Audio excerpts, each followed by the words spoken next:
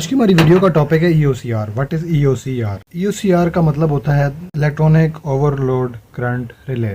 ये हमारे सामने दो तरह की EOCRs मौजूद हैं, दो मुख्तलिफ रेटिंग की। दोस्तों, इनका जो मैन्युफैक्चरर है या जो इनकी कंपनी मेड है वो दोनों सेम है और उनका फंक्शन भी सेम है। जस्ट डिज़ाइन और इनके जो रेटिंग है उसका फ़र्क है। वर्किंग प्रिंसिपल है वो एक्चुअली सेम है, तो जस्ट डिज़ाइन से कोई फ़र्क नहीं पड़ता।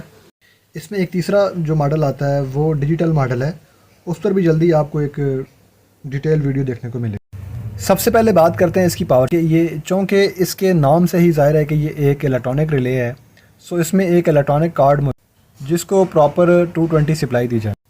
इसकी जो पावर सप्लाई के पॉइंट हैं वो हैं A1 इसका प्लस का है और A2 इसका माइनस का है। अगर आप इसकी पोलैरिटी चेंज भी कर देते हैं तो भी इससे कोई फ़र्क नहीं पड़ता। एक्चुअल A1 और A2 इसकी पावर सप्लाई के कॉन्टैक्ट्स हैं। अब बात करते हैं इसके कंट्रोल कॉन्टैक्ट्स की। तो 95 जो है वो ऑफ हालत में 96 के साथ क्लोज़ है, यानी कि NC है, जबकि 95 से 98 ओपन है, यानी कि NO है। जब ये ट्रिप की स्टेट में जाती है तब भी यही सेम बिहेवियर रहेगा, यानी कि जो 95 के साथ 96 है वो NC रहेगा और जो 95 से 98 है वो NO रहेगा। लेकिन जब आप इसको पावर देते हैं या इसकी जब ये ट्रिप नहीं रहती, यानी कि जब ये रनिंग कंडीशन में है, तब इसका बिहेवियर चेंज होगा।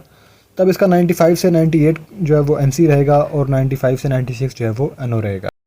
नेक्स्ट इसमें ऑप्शन है D टाइम और O टाइम का, जो कि बहुत ही इंपॉर्टेंट एक कॉन्सेप्ट है।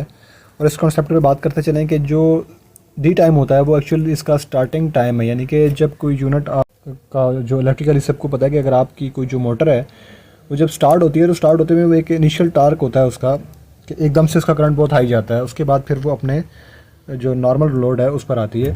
तो जो स्टार्टिंग में उसका करंट होता है वो एकदम हाई जाने की वजह से अगर आपकी मोटर रनिंग में लोड में 4 एम्पेयर लेती है, तो जब वो हाई करंट उसका जाता है तो वो 10 एम्पेयर लेता है। जबकि जो सेटिंग आपने की हुई है वो की हुई है 4 एम्पेयर पर, जबकि आपका लोड जा रहा है वो 10 एम्पेयर की तरफ जा रहा है। तो उस सेंस में मोटर अगर आपने डिले टाइम 0 रखा हुआ है तो आपकी मोटर जो है वो सडनली ट्रिप कर जाएगी।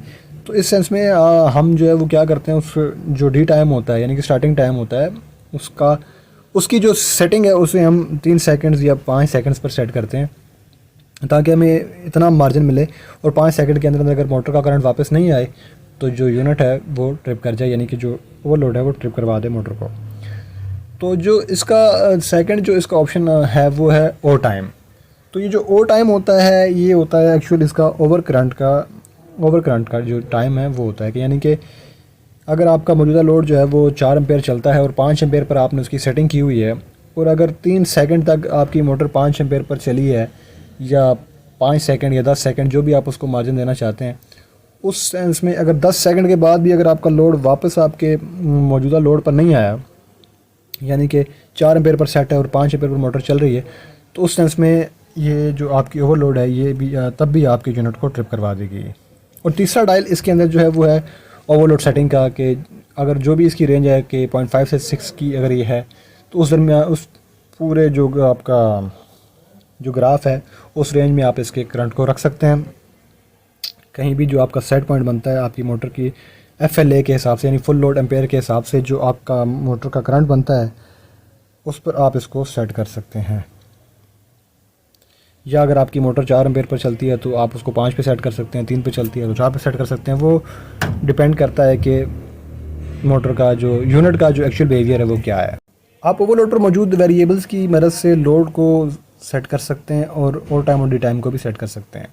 तीनों डायल्स के ऊपर मौजूद आप ये देख रहे हैं कि वाइट कलर का एक एरो है। ये एरो जो है वो सेट पॉइंट को ज़ाहिर करता है कि इस वक्त आपकी ओवरलोड कौन से पॉइंट पर सेट है। जिस डिजिट के सामने ये आपका एरो होगा वही डिजिट आपका सेट पॉइंट होगा। इसके बाद इसमें एक टेस्ट का बटन है और एक इसका में रीसेट का बटन है।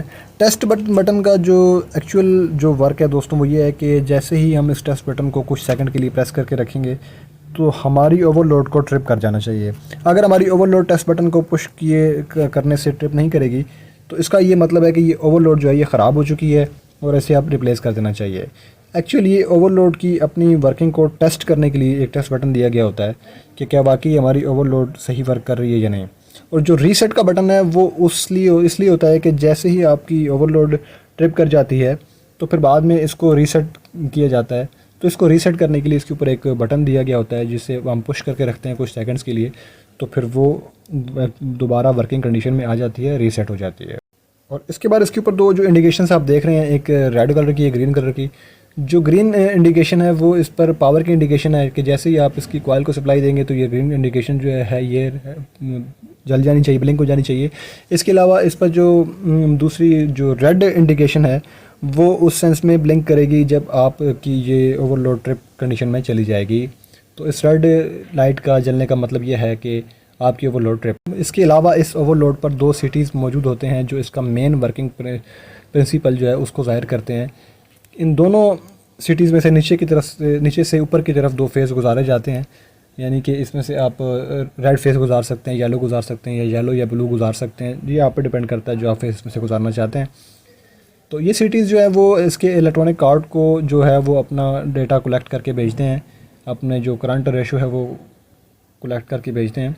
और आगे वो कार्ड ये सेंस करके बताता है कि क्या आपकी ओवरलोड का जो मौजूदा सेट पॉइंट है करंट उससे ज़्यादा चल रहा है, ज़्यादा तो नहीं चल रहा। अगर ज़्यादा चल रहा है तो फिर वो आपकी ओवरलोड जो है वो ट्रिप कर जाती है। तो दोस्तों, वीडियो अगर आपको पसंद आई हो तो वीडियो को लाइक लाजमी कीजिए और चैनल को सब्सक्राइब लाजमी करें, और कमेंट बॉक्स में हमें कमेंट करके बताएं कि ये वीडियो आपको क्या